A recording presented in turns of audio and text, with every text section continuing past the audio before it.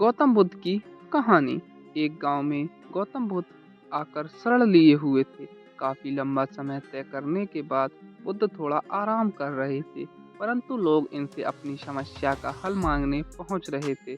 ऐसे में जहां भी वह रुकते, वहां लोग लंबी कतार में जमा हो जाते और उनको अपनी समस्याएं बताते और बुद्ध उनका समाधान करते।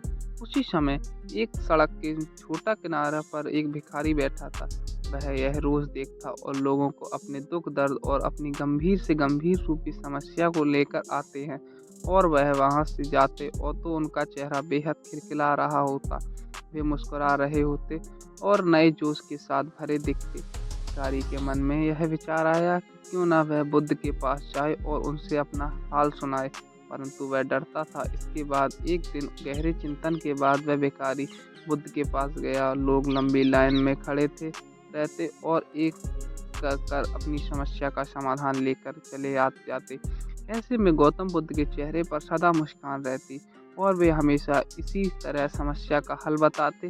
भिखारी भी जब उनसे के पास पहुंचा, उन्हें प्रणाम करता हुआ बोला, हे भगवान, इस जगह पर सारे लोग खुश और समृद्ध हैं, पर मैं तो ऐसा कुछ भी नहीं करा जिससे मेरे जीवन में खुश दुख झेलना पड़ रहा है। फिर से इतना गरीब और निर्धन व्यक्ति क्यों हूँ? इस पर बुद्ध बोले, तुम गरीब और निर्धन इसलिए हो क्योंकि तुमने आज तक सिर्फ मांगा है, किसी को कुछ दिया नहीं।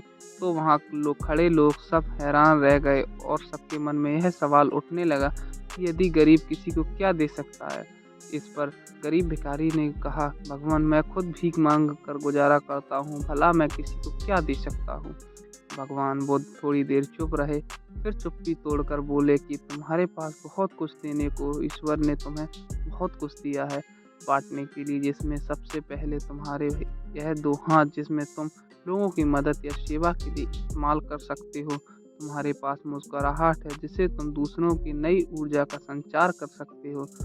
मुंह में दो मीठी बाली बोल सकते हो। ईश्वर ने जिसको ये तीन चीजें दी हैं उसको कभी भी निर्धन और दुखी नहीं कर सकता। निर्धन होने का विचार तो सिर्फ हमारे मन में पनपता है। यह एक सिर्फ भ्रम है जिससे तुम्हें उभरना चाहिए और अपनी ज़िंदगी की नई शुरुआत करनी चाहिए। इससे वह भिखारी खुश होकर बोला, भगवान, आप सही कहते हो, अब से मैं यही करूँगा। भिखारी ने बुद्ध को प्रणाम किया और खुश होकर वहाँ से चला गया। बुद्ध कहते हैं कि हमें अपने जीवन में किसी को कष्ट नहीं देना चाहिए। धन्यवाद।